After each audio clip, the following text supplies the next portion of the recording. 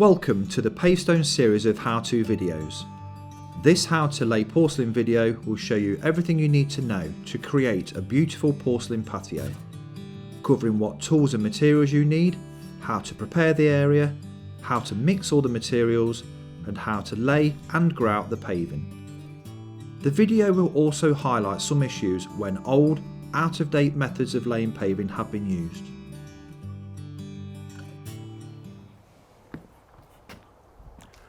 Hello there, I'm Mark from Pavestone and we're on a project today to accompany one of our Pavestone preferred installers where the homeowner has chosen to use our porcelain paving range. However, the installer has identified one or two issues that I'd like to point out to you before the project starts. This is one of them, and we have a rocky, unstable slab. It's also outside the main back door of the property, so any young children or the elderly, it's a classic trip hazard. Now I think I know what's happening. Let's take a look underneath.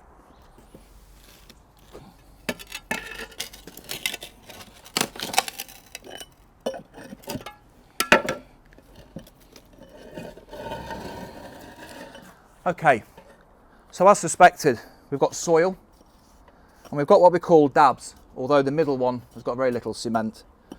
And then we've got this big void, which is encouraging insects, vermin, moisture to sit underneath the slabs. Entirely the wrong way to lay a paving slab.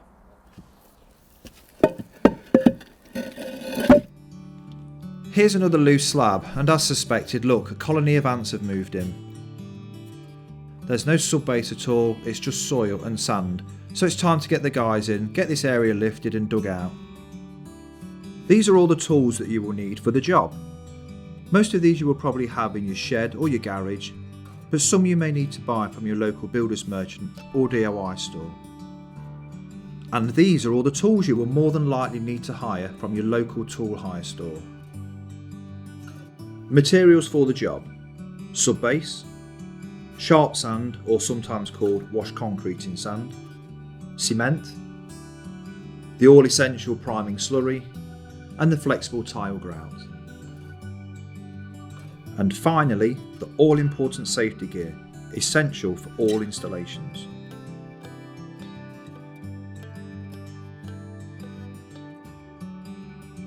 Digging out the correct amount for your patio is most critical. Not digging out enough could end up in having to relay your paving, and in worst case could cause structural problems inside the house. Most properties will have a damp proof course, or what is commonly referred to as a DPC. This is usually laid between two brick courses to stop damp from rising up into the property. It's essential that your paving is not laid too close to this damp proof course. Count down 2 full bricks from your DPC or 150mm. The finished height of your patio should not be above this level.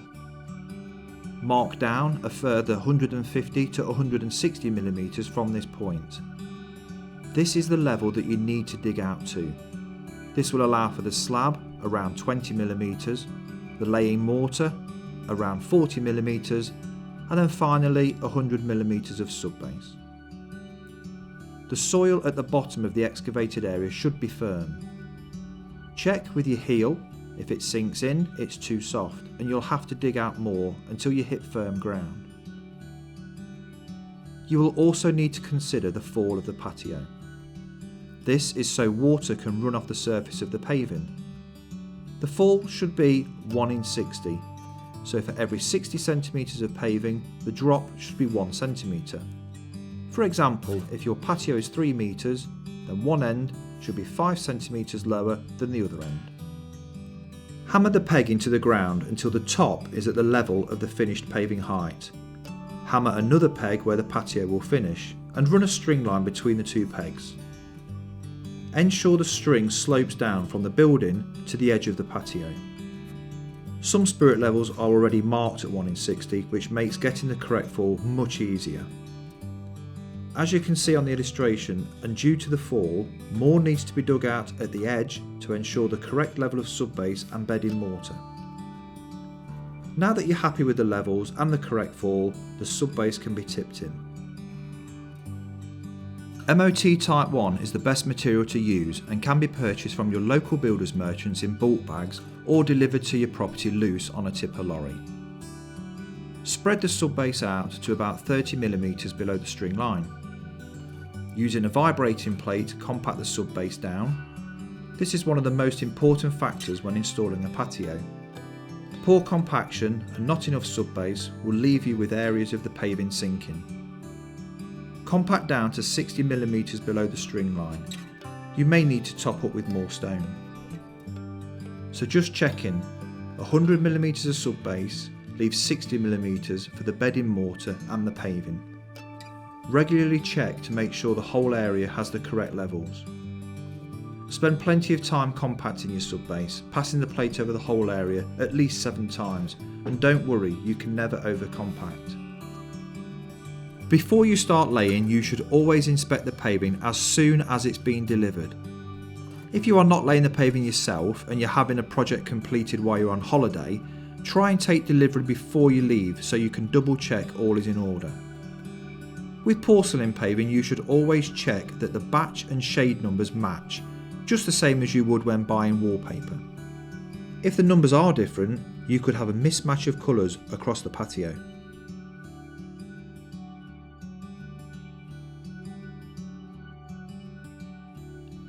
It's now time to mix the bedding mortar. There are many different mixing methods around the UK and also different mixers. This is down to the type of sand that's available in your area. We recommend that you lay Pavestone porcelain paving onto a mix made up of 5 parts sharp sand, or sometimes called wash concreting sand, 1 part cement and water.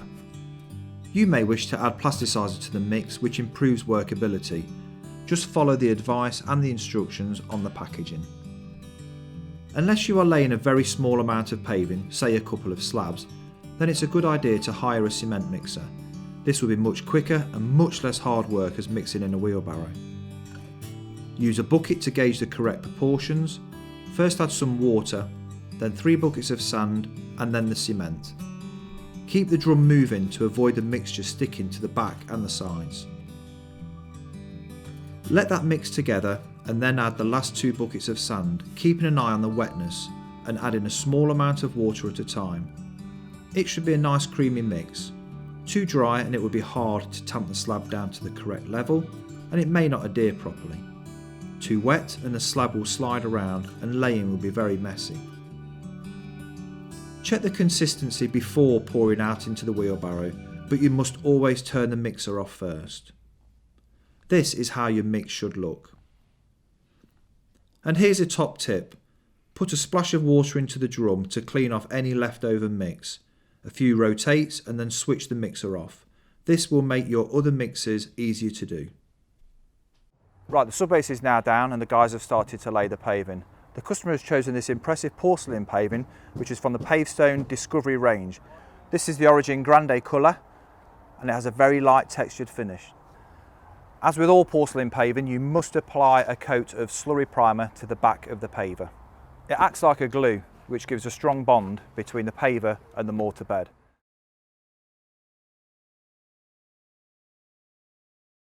Okay, we're now ready to start to mix and apply the Pavestone priming slurry. Before I start, a couple of health and safety pointers. A dust mask, a pair of gloves and some safety glasses. So to do the mixing, we would recommend use of an electric drill. Most people have one in the garage or in the shed with a paddle for mixing on the end.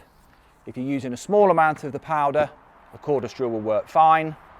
Likewise, a larger amount of powder, you might want to consider hiring or buying a professional paddle mixer. Next job, take the powder out of the tub. So to mix this bag, we're going to need 4 litres of clean water, and it must be clean water, into the tub so we're ready to mix.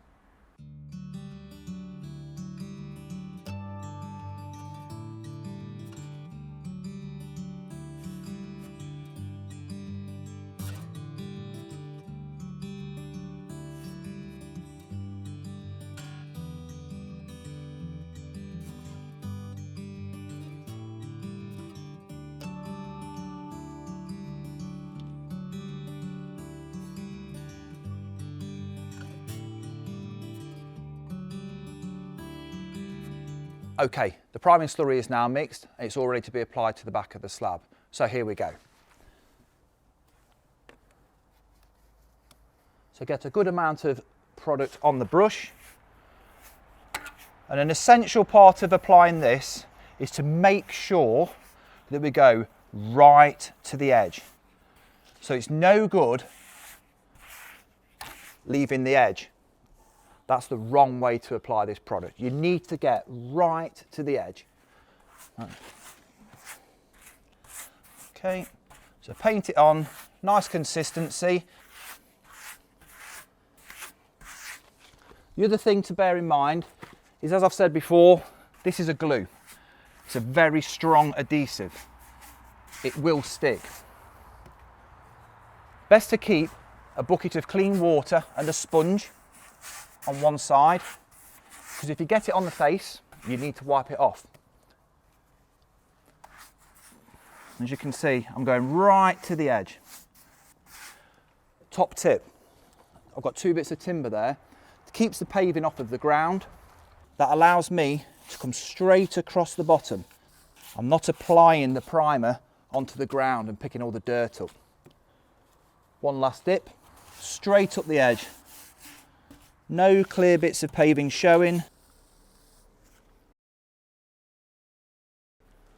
Okay, paving slab fully primed. This one's over to the lads for them to lay it.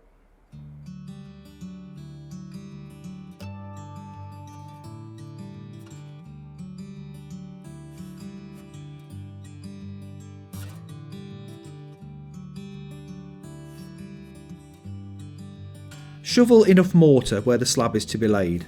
Then, with a builder's trowel, knock the mortar around to create a full bed. Rough up the bed to create ridges. As we are laying 20mm thick porcelain, the mortar bed should be around 10 to 15mm below the string line. Next, carefully lower the primed slab onto the bed, taking care not to let the slab knock against any adjacent ones, as this may chip the edge. With a rubber mallet, tap the slab down onto the roughened bed. The slab will now compress the mortar down to create a smooth, full bed. Check that the edges of the slab sit flush with the adjacent ones and that it's also level with a string line that's providing the correct fall. Use a spirit level or straight edge across other slabs to check there are no high or low spots. When you are happy that everything is level, give the slab a wipe down with a damp sponge and insert a tile spacer. The pavestone grout will work in gaps between 2 and 15mm, and generally the most commonly used gap is 3 to 5. You should never butt joint, as this will damage the edge of the slabs.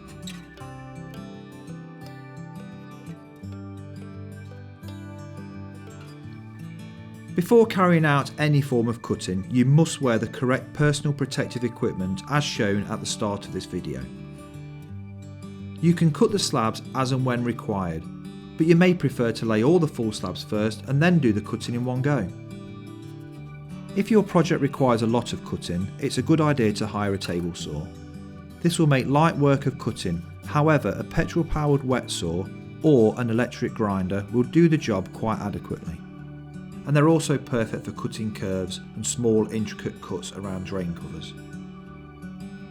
When cutting porcelain with any type of equipment, the most important thing to do is take your time. Take a look at our How to Cut Porcelain video for more comprehensive hints, tips and instructions on how to successfully cut porcelain slabs. And just to show how effective the priming slurry is, this slab was laid the previous day. Look how the laying bed is completely stuck to the underneath of the slab. This shows how essential it is to use priming slurry when laying porcelain paving.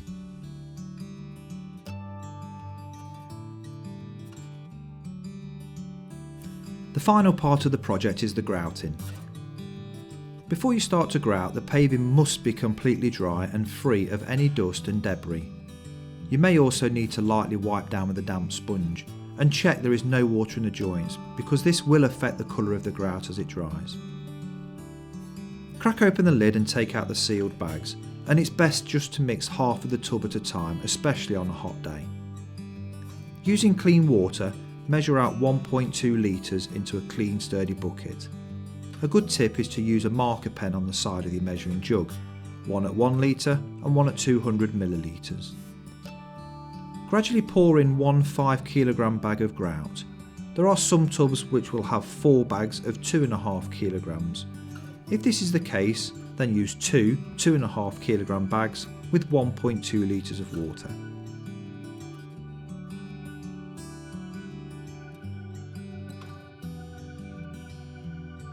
Thoroughly mix with the paddle mixer until it's a nice thick creamy texture with no lumps.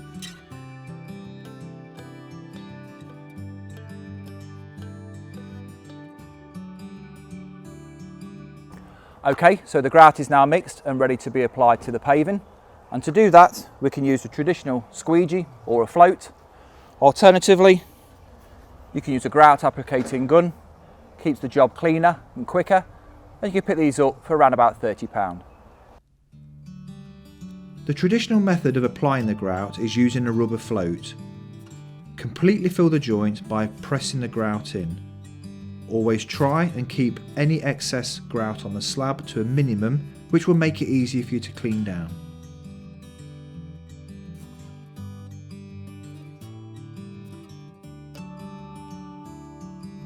Another method is using a grout applicating gun.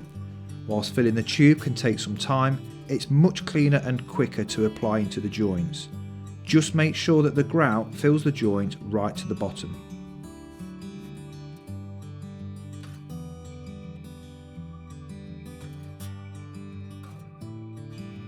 As you can see, passing the rubber float along the line leaves very little excess to clean off. When the grout has started to firm up, wipe any excess off using a tiling sponge. And here is another top tip. To help the cleaning down process, we recommend using Pavestone Porcelain Tile Protector. Simply apply along the joints before you start the grouting.